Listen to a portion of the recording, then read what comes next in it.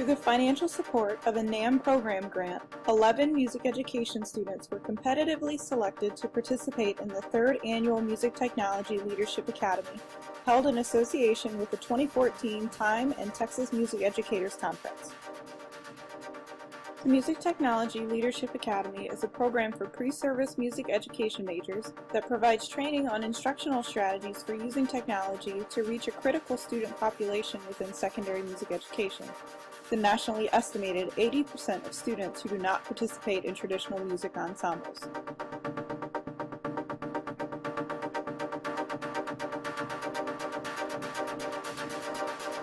The unique format allowed program members to attend specialized academy and conference-wide sessions in order to gain insight from the academy instructors as well as the broader realms of music education and music industry.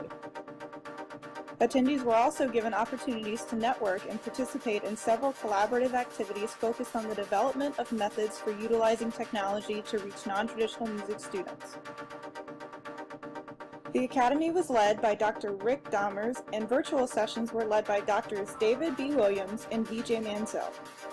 The 3-day program culminated with participant presentations of uniquely developed real-world strategies for reaching non-traditional music students through technology.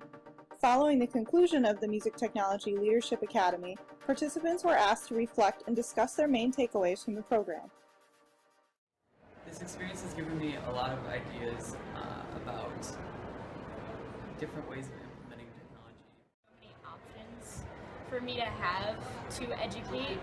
I think sometimes we get really nice and complacent in our little boxes of standard education. I think being here really helped me think about what opportunities are available for students through music technology, and I think it really helped me think more critically about the field in general and what opportunities are available.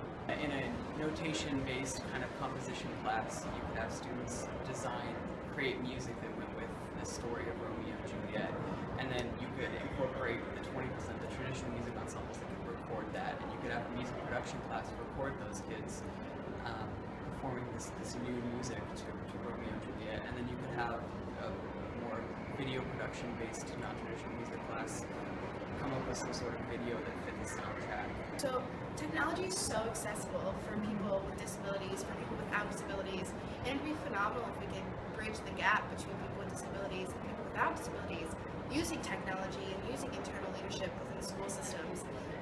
Because, you know, people who may not have all the ranges of motion, they can use technology like the Skoog that I just learned about. So I think that the Time Academy has made me a lot more aware of the other students within a school that you may not see in a lot of music classes, or the students who are generally not as engaged in the music classes. And it's interesting to think about it from that perspective instead of the usual, well, I was always interested in music. Before coming here and getting to see all these great sessions with these people with these great ideas, I never really thought about trying to reach the other 80%, the students of non-traditional music interests. Somebody who doesn't play an instrument in a band or orchestra, or somebody who doesn't sing in choir or play keyboard. I guess it's occurred to me, there's people who have musical instruments, but, they don't really fit the quote-unquote stereotypical musician in a high school or academic setting. So it's just been interesting and eye-opening to think about that aspect of saying, there are a lot of musicians out there, but maybe we just haven't been trying to reach them in that sort of way. Really going to be focused around just getting an idea of what the music is out there, and I think the technology allows you to see so much about different types of music that you weren't able to see before, and you're able to just see so many resources, and you can teach yourself anything now just with the use of the technology that everyone has on something as simple as their phone. Also a way of even engaging the same students in a very different sort of way. It's a way of showing their other talents besides just playing an instrument or reading notes. So it's using a lot of different skills, a lot of skills that can be applicable to real life. They figure out a way that you can reach some people who don't necessarily fit into these traditional ensemble settings. Start an after-school activity, maybe come up with like a guitar jam session, and if there's such an overwhelming influence and want for that, that becomes a class, and the administration sees how that's positively benefiting a larger scope of the student population, not just saying, here's my choir kid, here's my band kid, here's my orchestra kid, but here's a student who may not necessarily have been interested in a music program is now playing guitar and in that music structure. I think you can involve technology in, the traditional band, choir, orchestra room.